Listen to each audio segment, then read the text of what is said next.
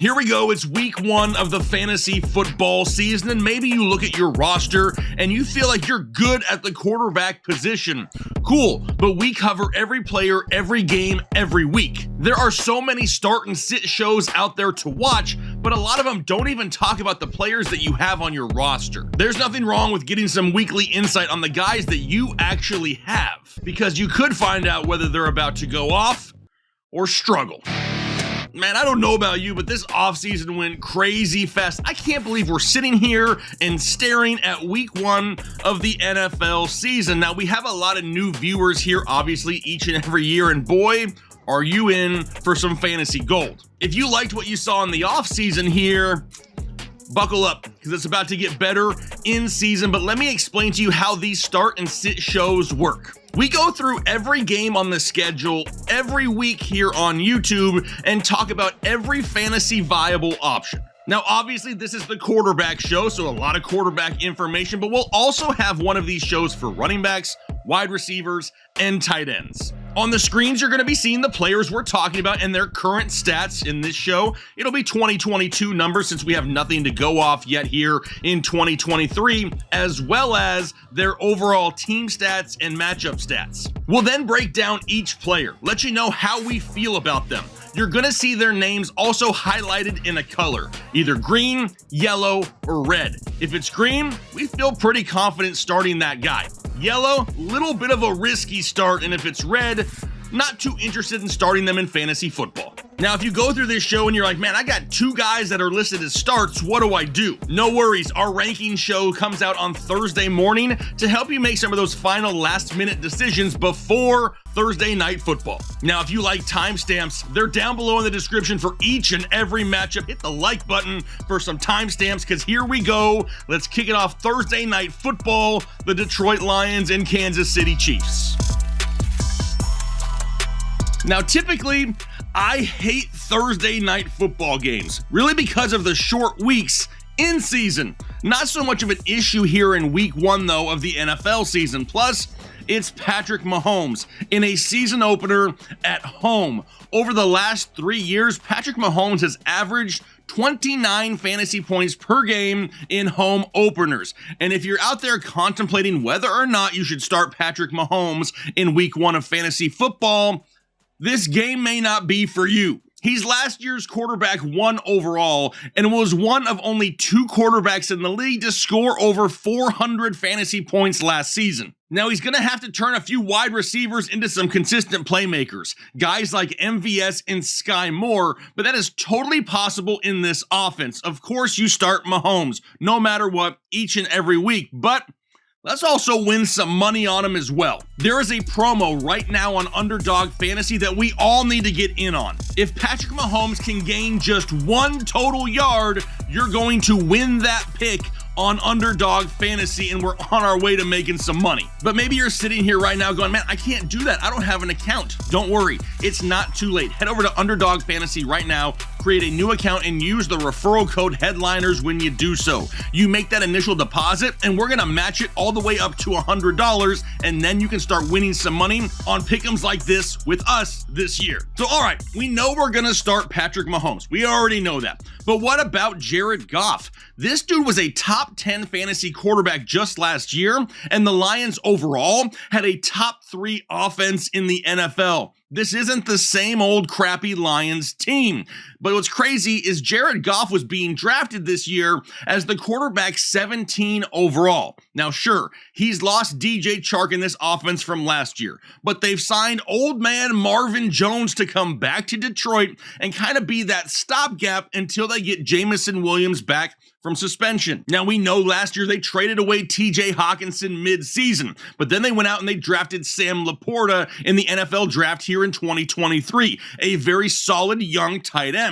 Also a new backfield in Detroit, right? David Montgomery and another rookie in Jahmyr Gibbs. But you have to think that that adds value to the game of Jared Goff. That's a nice boost to get a playmaker like Jahmyr Gibbs in your offense. He's going to be involved in the passing game, and sometimes those short dump-off passes that running backs can take the distance really benefit a fantasy quarterback. Plus, It's going to help that he's going up against the Chiefs, and more than likely they're not going to have defensive lineman Chris Jones absolutely wreaking havoc and putting pressure on a quarterback. In what could turn out to be an offensive shootout in the first game of the season on Thursday Night Football, Jared Goff has a chance of finishing as a top 12 quarterback this week. Right now, Vegas even expects a lot of points in this game. The current over-under was at 54.5 at the time of recording. That's the highest of any game so far this week. I have no issue starting Jared Goff this week. If you punted quarterback during your fantasy football draft and you waited till late and grabbed Goff,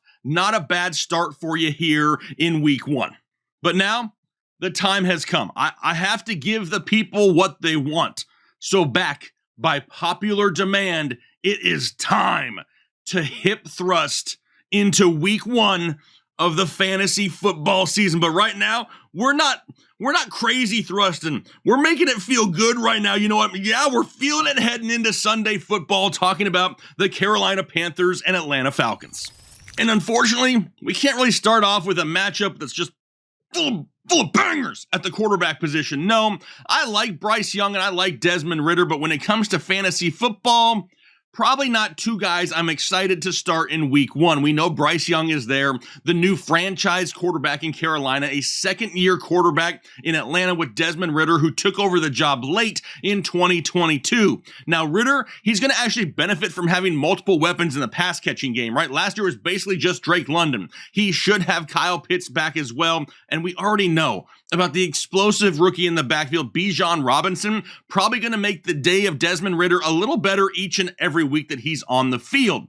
But we don't really know what Desmond Ridder is capable of yet, right? There's a lot of unknowns. Can he really develop a passing game where he can feed the likes of Drake London and Kyle Pitts every single week? We know Bryce Young on the other side of the football has a couple of reliable vets. Adam Thielen, a tight end in Hayden Hurst, and a young stud at the wide receiver position in Jonathan Mingo.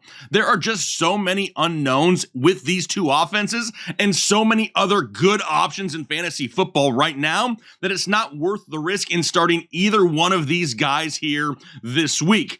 More than likely, they're both going to be outside my top 18 quarterbacks on the week. Not taking anything away from them, just don't want to start them in fantasy football. But now let's travel north, up to Baltimore for the Texans and the Ravens.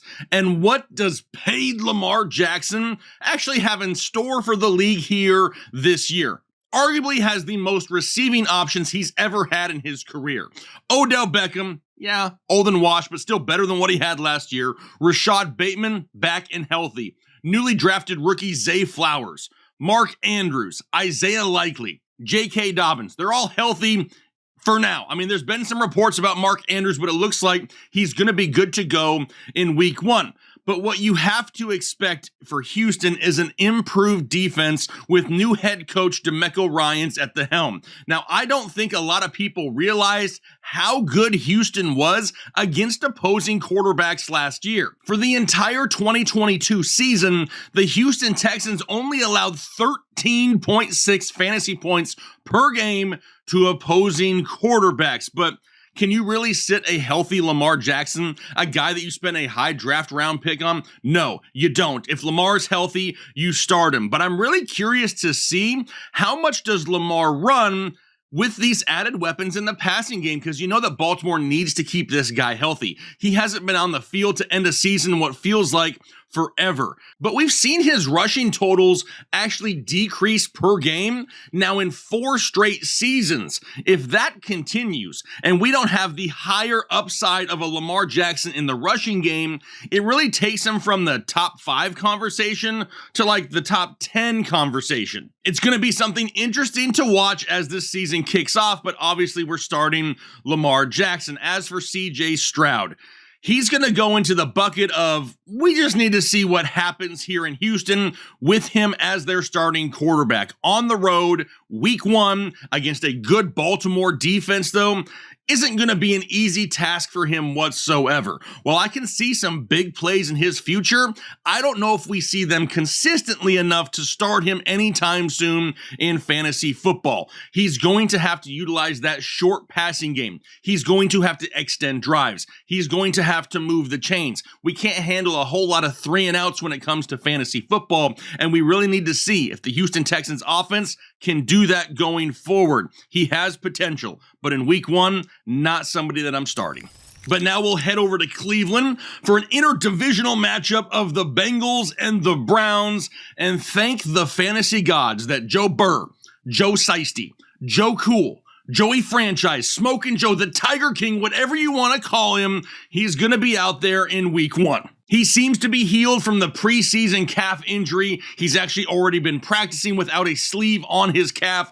That is a great, great sign. But I don't want people to think that this is some cakewalk matchup in week one for Joe Burrow. It's really not. The Cleveland defense, pretty freaking good, especially the pass rush. And when we have a quarterback that's coming off of an injury whose mobility may be a little bit slower than usual, dude's going to have to get rid of the ball quick. This Cleveland defense may actually be better than it was last year overall. Last season, in the two games that the Browns and the Bengals faced off, Joe Burrow averaged 235 yards passing, 2 touchdowns, and 1 interception. So not a huge fantasy day by any means, but not horrible. With the likes of Jamar Chase, T. Higgins, Tyler Boyd, and Joe Mixon, though, this offense can explode at any time, and you just don't sit Joe Burr. But what about Deshaun Watson? We finally get to see what he can do in now the second year in this offense and actually having a full offseason with his team. After returning in week 13 last season, he averaged 15.1 fantasy points per game. But that offense last year, I don't care what anyone says, didn't really have an identity. Do they want to throw it a lot? Well, we're built to run. Do we want to run a lot? It just looked off at times. He actually faced Cincinnati in week 14 and threw for 276 yards, 1 touchdown, 1 interception, and added 33 yards rushing on the ground. Honestly, I could see a very similar stat line in the game here this week. But in this offseason, they added more weapons. They added Elijah Moore from the Jets. They drafted Cedric Tillman. They still have one of the better offensive lines in the NFL, and we know our boy Nick Chubb can run on anyone. This team, this offense needs that type of balance. They need to stay committed to the running game so it opens up the passing lanes for Deshaun Watson. He was drafted as a top 12 quarterback in fantasy football, and once again, he should be treated as such this week and is a start. But then it's going to take us up to Indianapolis for the Jags and the Colts, and what has to be, in my opinion anyway, one of the more fun games to watch for the quarterback position. You have on one side in Jacksonville what many people believe to be an MVP candidate in Trevor Lawrence. On the opposite side of the field, you have Anthony Richardson, a rookie quarterback who could be the most electric quarterback drafted since Cam Newton or Lamar Jackson. Now, we already know there is no possible way that you sit Trevor Lawrence here this week. Last season, he was the quarterback 8 overall, and he just added a true alpha wide receiver to his offense in Calvin Ridley, without having to lose anyone from last year. Here's a fun fact. Had Trevor Lawrence averaged just 1 more fantasy point per game in 2022, he would have finished as a top 5 quarterback at the position. Do we think he can score 1 more point per game this year? By adding Calvin Ridley into the mix, I think he can. We're starting Trevor Lawrence. But what about Anthony Richardson? My gut says to start this kid and watch him go the hell off. But my head says, slow your roll a little bit, Jake. We need to see what this guy actually does in his first full NFL game. How does the organization really perform? There's been a lot of drama there lately surrounding Jonathan Taylor over the last couple weeks. Is starting him against a playoff team from last year very smart? It probably isn't, because there's a lot of questions going around as to what this offense is really going to look like. We know we have Michael Pittman, Alec Pierce, and Josh Downs, but we also know that we have a makeshift running game now with no Jonathan Taylor. But what about the offensive line as well? They were supposed to be really good last year, and they underperformed big time. Can they bounce back here in 2023? Well, I have to believe that Anthony Richardson just puts the team on his shoulders and he makes things happen from a fantasy perspective. I get that it's a big what if here in week 1. He's going to have to average at least 60 to 70 yards rushing a week if he cannot get that pass game going consistently. The Colts play the Houston Texans next week. Let's see what happens in week 1, reassess, and see if we should start him going forward. But for right now, I'd rather play it safe than sorry. Over to Minnesota now for the Vikings and the Tampa Bay Buccaneers. And I'm sorry, but we got Big Kirko out here wearing chains, rocking a Hulk Hogan mustache in a contract year. We got to put some more damn respect on this dude's name. Big Kirko has averaged 300 yards and 2 touchdowns in home openers over the last few seasons. Now, granted, the huge games aren't something that he's going to do a lot, but he's going to be about as consistent as they come. And honestly, I think this offense is better this year than it was last year. Drafting Jordan Addison is going to be an upgrade over Adam Thielen. We still have KJ Osborne, who a lot of people don't want to talk about. Alexander Mattison should be able to have some running lanes to run the football successfully, and that's only going to help the passing game. There isn't going to be very many games this season that I don't classify Kirk Cousins as a quote-unquote safer start in fantasy football. On the Tampa Bay side, as for Baker Mayfield and the Bucs, no.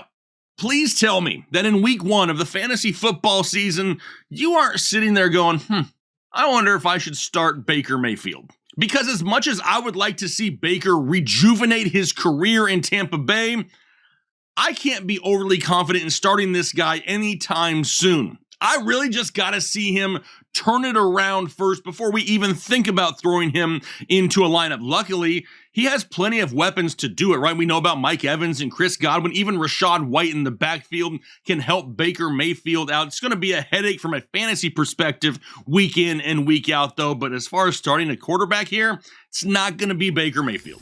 But now we head down to Nolens for the Saints and the Titans. And is it just me, or can anyone else kind of see the Saints coming out here in week 1 with Derek Carr and just throwing the ball all over the Tennessee Titans? The Tennessee run D is pretty solid, and we know we don't have Alvin Kamara. It's just Jamal Williams for right now for the New Orleans Saints.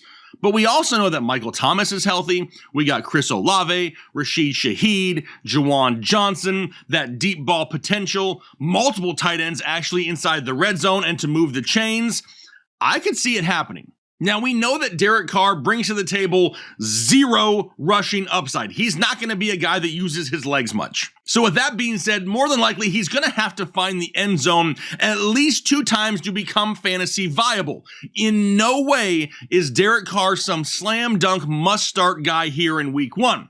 But he is going to be playing at home, and with more focus on the passing game with no Alvin Kamara, I could see him flirting with top 12 numbers at the position here this week. There's going to be better options than Derek Carr, but another one of those guys that if you punted the quarterback position during your draft and you're staring at Derek Carr as your starting quarterback in week 1, I don't hate it.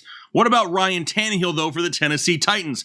I think he also has a decent chance at a good game. The issues with him is really consistency. We haven't really seen that in a while. But the addition of DeAndre Hopkins into this offense is going to be great for him over the course of the season. Now, the New Orleans defense, they're pretty solid, though. I can see this pass rush of the Saints getting to Ryan Tannehill this week. I would love to see Tennessee develop a decent passing game so Derrick Henry didn't have to run into stacked boxes every single down of his career. But there's a lot of assumptions in this offense going forward. Let's see what happens first, and I'll sit Ryan Tannehill. Which will take us up to Pittsburgh now for the 49ers and the Steelers. This is another game I'm really looking forward to as well. 2 second-year quarterbacks on 2 good teams with really good defenses. Now, y'all know I love myself the Brock do-em dirty Purdy story, but I've been saying for months that I believe this guy should be the week 1 starter, and here we go. However, for week 1,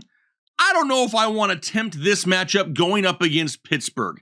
Even when he was out there winning games consistently in 2022, he wasn't putting up huge fantasy numbers. From week 13 on, which is when he actually took over as the starting quarterback in San Francisco, he averaged 18 fantasy points per game. Solid numbers for sure, but he really wasn't one of those guys that was going to shoot for 25 plus points a week. He also didn't face any defense last year as good as the Steelers defense he's about to face in week 1. Now, hopefully he starts off hot. We all want to see Brock Purdy absolutely dominate, unless you're a Steelers fan. But there's got to be better options here in week one. Let's see how they start in San Francisco this year. And a lot of the same can be said for Kenny Pickett in Pittsburgh. I truly expect this kid to take a step forward in 2023. He has the weapons. We already know that. George Pickens, Deontay Johnson, Allen Robinson, Calvin Austin, Pat Freiermuth, Najee Harris, Jalen Warren. He's got a plethora of offensive options. He has an improved offensive line. He even has the opportunity to move the ball on the ground himself. He has that mobility. We just haven't really seen the ceiling of Kenny Pickett just yet. And I do believe at some point this season, we may just see that ceiling. But in week one against the San Francisco 49ers, who have arguably the best overall defense in the league, and we've never even seen Kenny Pickett throw for multiple touchdowns in a game just yet. If we can start to see that, then maybe he becomes a little bit more of a fantasy option. But for right now, we're playing a little safer week one, and he'll remain a sit. How about the Washington Commandos and the Arizona Cardinals now? And the question here should really be, who's starting at quarterback for Arizona? Is it Josh Dobbs? Is it Clayton Tune? I have the answer for you. It doesn't matter. This team is in tank mode, whether they want to admit it or not. They lost DeAndre Hopkins. They have a new head coach in Jonathan Gannon, who honestly may be the least motivational coach I've ever seen on film in the NFL. But really, to make it worse, if you look at their official depth chart, they have Zach Pascal at wide receiver ahead of the likes of Greg Dortch and rookie wide receiver Michael Wilson, who are both way better than Zach Pascal. On top of that, we throw in that the fact that the Washington Commandos have a pretty solid defense and that the Cardinals may lose over 14 games this season. Unless Josh Dobbs is named the starter and has some type of Geno Smith-esque type of turnaround to his career, I'm not interested, and I won't start a quarterback in Arizona all year long. How about for Washington? I am excited for Sam Howell, though. I have been banging the drum for Sam Howell since this kid slipped in the NFL draft. It was a mistake. He shouldn't have slipped that far, but now people are finally starting to see it for themselves. We have a new offense in town, new offensive coordinator in Eric Bieniemy over from Kansas City. The biggest downfall here is he may be without Terry McLaurin in this matchup, who's dealing with turf toe. I could definitely see Terry McLaurin even playing, but being limited, because I don't think they need Terry McLaurin in order to beat the Cardinals. He still has Jahan Dotson and Curtis Samuel, Brian Robinson, Antonio Gibson. That should be more than enough to beat one of the worst defenses in the NFL. Now, in a matchup like this, I don't expect Howell to have to air it out a ton, so we're not going to consider him for fantasy football this week. But he is a name to watch. I kind of compare Sam Howell to what we saw last year with Daniel Jones. He has that type of sneaky rushing upside that could definitely put together some fantasy viable weeks. Let's see what he does in week one and go forward from there.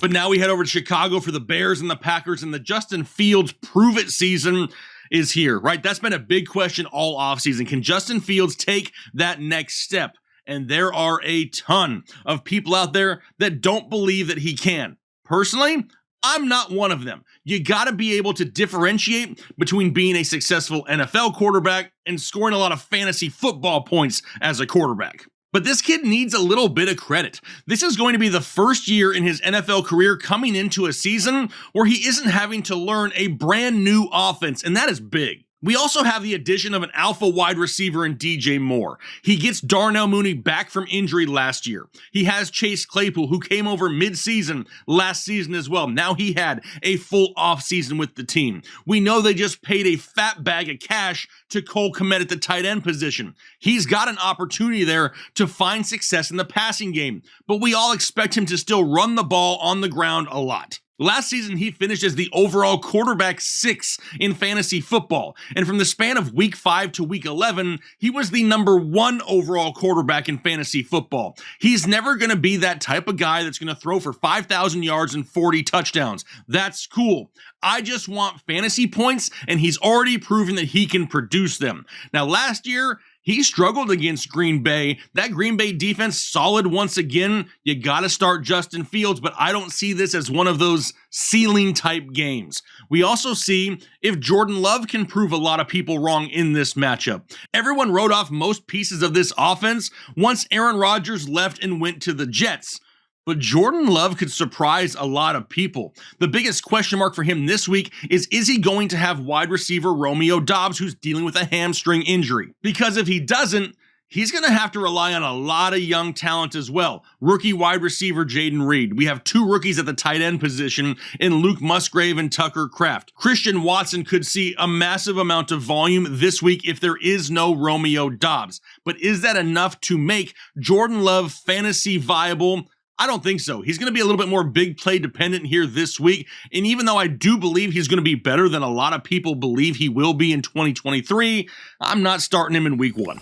But then let's hop on a plane and join the Mile High. Let's head over to Mile High and talk about the Las Vegas Raiders and the Denver Broncos. And is this the start of the Russell Wilson redemption tour? If it is, he's going to have to do it with a lot less weapons than he thought he was going to have, right? Tim Patrick, he's done.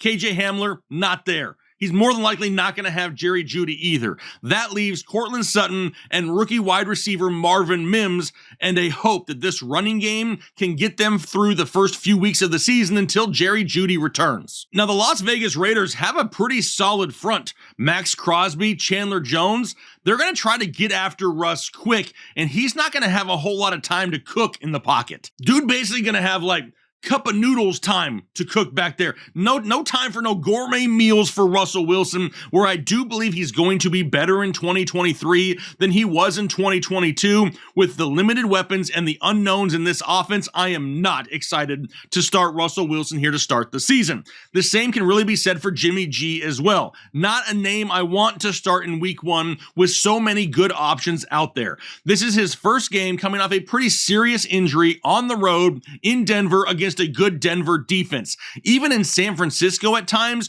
we saw him really help the team win, but he didn't do it by putting up big fantasy numbers. I expect a lot of the same here this season as well. He only has 2 games over the last 3 years in which he's thrown for 3 touchdowns or more. He's just one of those safer type of options with no ceiling. There's better options out there in week 1. I'm not starting Jimmy G. But that'll take us out to LA now for the Chargers and the Dolphins. And this one is my Manscaped matchup of the week. Even though summer is coming to an end, it's not just ball trimmers, fellas. They have everything you need for the bathroom. Whether it's shampoo, whether it's body wash, deodorant, cologne, whatever it may be, Manscaped has you covered. Just be sure to use code word headliners at checkout for 20% off and free shipping. But let's kick it off with the Dolphins here and talk about Tua Tagovailoa, who I believe has earned some fantasy respect. If it wasn't for the concussion risk, he probably would have been drafted a lot higher. This guy was quarterback 15 overall just last season and missed 4.5 games. He was top 10 at the position, though, in fantasy points scored per game. Threw for 25 touchdowns to only 8 interceptions, was able to get the ball deep down the field quite consistently to Tyreek Hill, and don't sleep on the addition of slot receiver Braxton Berrios. I love this addition to this offense, and he could really help extend drives because we don't have that running game with a whole lot of oomph in Miami. I really expect this to be a pass-heavy team once again. But this Chargers defense is loaded with playmakers. They still have Khalil Mack, Joey Bosa, Derwin James, J.C. Jackson, so many others as well. And then we add in the fact that they're going to be on the road in L.A. Tua is going to remain a start, but a risky start, a Verge top 12 start here on the week. As for the Chargers, though, and Justin Herbert, you better believe I'm feeling so damn fancy now that it's week 1 of the NFL season, but we're for sure starting Justin Herbert, a new offensive coordinator in Kellen Moore over from the Dallas Cowboys, a wide receiver room that is absolutely stacked. Keenan Allen, Mike Williams, Joshua Palmer, Quentin Johnston, one of the best pass-catching backs in the league in Austin Eckler, and this could be the year that Justin Herbert goes absolutely nuclear in LA. But as a bonus here, he doesn't even have to worry about Jalen Ramsey on the opposite side of the field. He's hurt. He's not out there for Miami. Now, I don't want to be greedy here, but I'm actually going to head back over to Underdog Fantasy and look at Justin Herbert here because I'm actually going to pick the higher on his pick'em for passing yards of 282.5. In a matchup against 2 high-powered offenses like this, I could definitely see Justin Herbert outproducing that 282.5, so I'm going with the higher. Don't let some of his lower numbers from last season fool you. He wasn't 100% and dealt with rib injuries majority of the season. And don't look at last year's numbers and kind of see some lower ones and really hold that against Herbert this season. So much has changed. Honestly, he wasn't 100% healthy last year. He dealt with rib injuries majority of the season, and honestly, that offense was boring AF. I expect this offense to take a step forward, be a very explosive offense, and loving Justin Herbert here this year. But now we head out to New England for the Eagles and the Patriots, and honestly, I don't see how you can start Jalen Hurts this week. I'm just making sure you're listening. You got to make sure you're paying attention out there, because there ain't no way in hell you ever sit Jalen Hurts. He's always a start for your fantasy team. Now, I will say this. The defense in New England tends to be pretty consistent year in and year out. But this offense, I don't see them being able to hang in there this week. We could definitely see the Eagles rely on a lot more late game running this week and really lower the ceiling for Jalen Hurts. Does that mean he's going to be a bad start? No, not at all. When you have weapons like A.J. Brown and Devontae Smith, Dallas Goedert, DeAndre Swift, Kenneth Gainwell, and the ability to run himself, you lock him in each and every week. Not so much for Mac Jones. Now, this offense, I do expect it to be better than last year. That's not going to be hard to do. Anytime you have somebody calling plays that's not Matt Patricia, you're bound to get better. I just see this offense as a little bit more dink and dunk and very few big plays. The mantra of this team this season is going to try to get a lead, run the ball a lot, control time of possession, let our defense help us win games. Let's rely on Ramondre Stevenson and Zeke Elliott to try to seal some games late. I just don't see big passing numbers. And you know what? I'm going back to underdog again. Look at the pick'em for Mac Jones's passing yard. I'm going the lower of 223.5 here. I don't think he throws that much. I don't think he could throw that much on Philadelphia this week. Regardless, he could definitely lead them to some wins this season, but not a fantasy viable option at quarterback anytime soon. Now we go all the way to the other side of the country, the Pacific Northwest of the Seattle Seahawks and Los Angeles Rams. And oh, how the times have changed for the Rams. Once a Super Bowl winning offensive juggernaut, basically now like the island of misfit toys and Aaron Donald. Don't tell him I called him that. He's absolutely terrifying. There's just not a lot to be excited about there, especially with Cooper Kupp hurt. Now, I've told people for months that I wanted nothing to do with drafting Cooper Kupp in the first round. Hopefully you all listened. In the comment section, I was called faded, drunk, clueless, but who's faded now? Anyway, what do the Rams actually have left to work with? We got Van Jefferson, Tyler Higbee, Puka Nacua, Cam Akers. I mean, decent options, I guess you could say, but enough to make Matthew Stafford startable. Add in the fact that they're going up into Seattle to play in one of the hardest stadiums to play in. I just see a lot of what I said last year. Matthew Stafford is not startable without Cooper Kupp.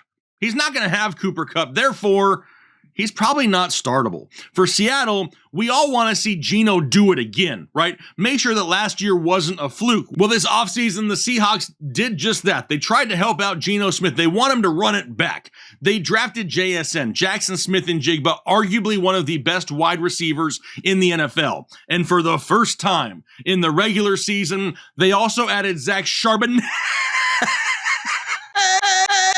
to the offense. Now, JSN may be slightly limited as he comes back from a wrist fracture, but they still have DK Metcalf. They still have Tyler Lockett. They're still there. They haven't gone anywhere. And this Rams defense isn't what it was even just last year. The Rams don't scare me anymore, and I have no issues starting Geno Smith in week 1. And now we go back out to New York for the nightcap, the first Sunday night football of the NFL regular season, and we'll start off with the Giants. And can they bounce back after being swept by the Cowboys in 2023? I really believe that Daniel Jones is going to have a chance at doing just that. The addition of Darren Waller is going to be huge to this offense, and I still love the potential of rookie wide receiver Jalen Hyatt. And those two guys are going to have to be utilized a lot because this team is still filled with a bunch of wide receivers that just can't stay healthy. Guys like Darius Slayton, Paris Campbell, Sterling Shepard. This new blood is going to get a chance. But I gotta give the Cowboys defense some respect. They're one of the better defenses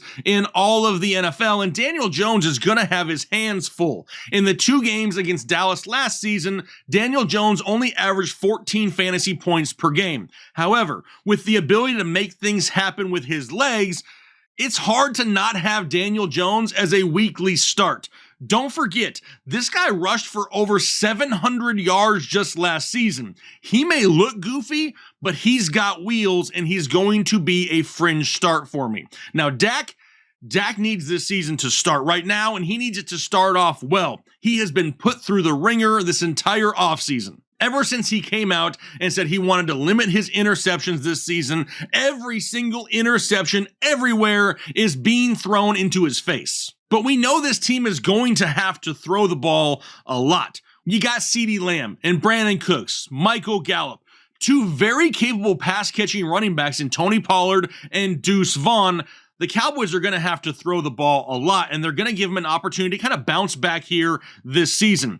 Can the amount of offense put up, though, outweigh the turnovers when they happen? Can he block out the noise when the turnovers happen and really continue to put up decent offensive numbers? Because I got to be honest, this defense in New York, they're pretty freaking good. And Dak on the road in New York to start this season in a division game could lead to some unforced errors. I don't have that warm fuzzy this week for Dak Prescott, and he's also a fringe start. But then we ended off with Monday Night Football, the Buffalo Bills, New York Jets, and I don't know if I could ask for a better Monday night opener. Josh Allen against Aaron Rodgers. Rodgers on a new team in New York, a team that is doing their best to basically buy a Super Bowl right now. The Rodgers window isn't very huge, but they really gave him more in New York than probably he's had in quite some time as far as an overall offense. Garrett Wilson, Allen Lazard, Mecole Hardman, Breece Hall, Dalvin Cook. Really the only concern here is the offensive line. But don't forget